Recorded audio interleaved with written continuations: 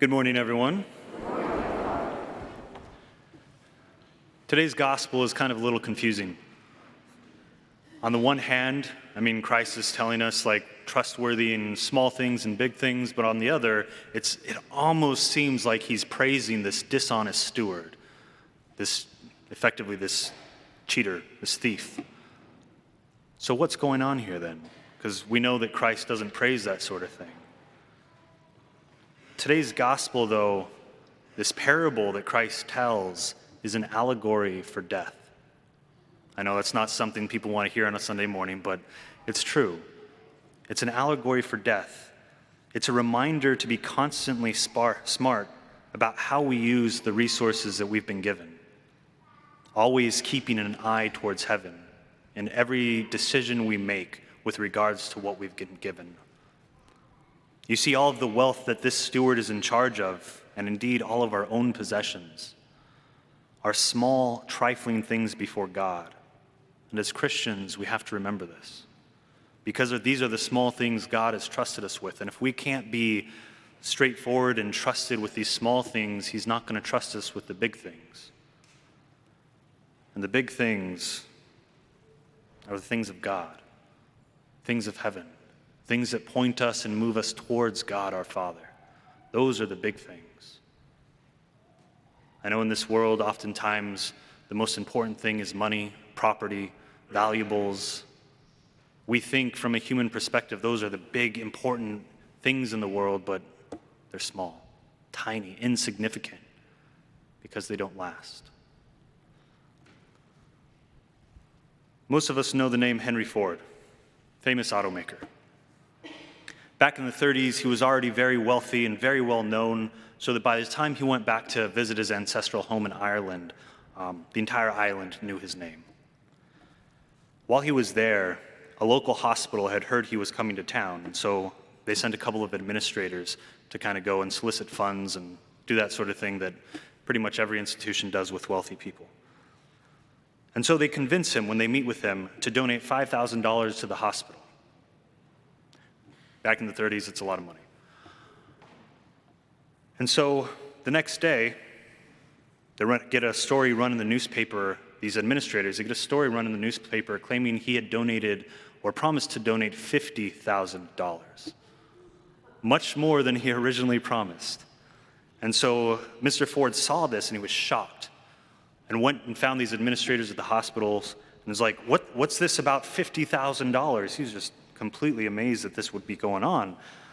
And they reply, "Oh, our apologies, it's just a typo. We'll correct it right away. Don't worry, Mr. Ford, we're so sorry." Mr. Ford, being intelligent, but frugal, but also very aware of the way things look, he's like, okay, doing some math, recognizing that everyone was happy that I did the $50,000, they're probably going to it'll be a mark on his name if they noticed that, $45,000 less than what was originally reported. And she's like, no, don't worry. I'll give you the extra $45,000, but only under one condition. You have to build a large arch at the hospital with an inscription: "I walked among you, and you took me in." So, it's a joke, sorry. This is a poor one, but it's as good as I could make it. You see, these administrators were shrewd. They were very intelligent about the things of this world. Brilliant, this generation is. They knew that by claiming he had donated $50,000, even though he didn't, it was almost guaranteed that they would get that money. This was obviously immoral. It was a lie, it was unjust, and the ends never justify the means. But they were smart about this. And the whole point of today's gospel is that the people of our generation are really good about preparing for the future, but the immediate future, not the real future in heaven. And so we, as Christians, how much more do we have to be smart about our actual future, the big important things of God? That's the point of today's gospel. St. Augustine asks, why did the Lord propose this parable? Not because that steward was a model for us to imitate. Nonetheless, the worldly wise steward had an eye to the future, so too should the Christian have this determination to secure his eternal reward. If not, the steward puts him to shame. This is the point of today's gospel. We're put to shame if we aren't preparing for our life in heaven. In the same way that the dishonest steward gave away his master's money, making amends, fixing relationships for his future, so we too must do the same, forgiving debts, giving away our things, our money, especially to the poor, so we can make sure to secure our future in heaven. My brothers and sisters, Catholic social teaching tells us that everything we have belongs to God. Absolutely everything.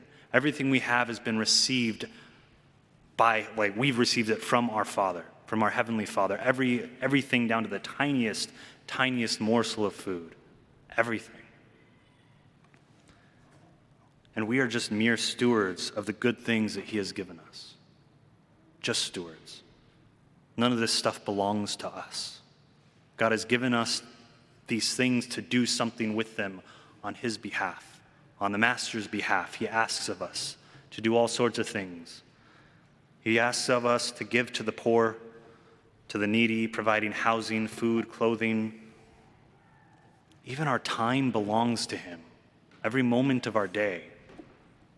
So then, my brothers and sisters, today's a good day to take stock of what the Master has entrusted to each of us, and then go about doing good in His name so as to prepare for our own future, just as the dishonest steward has.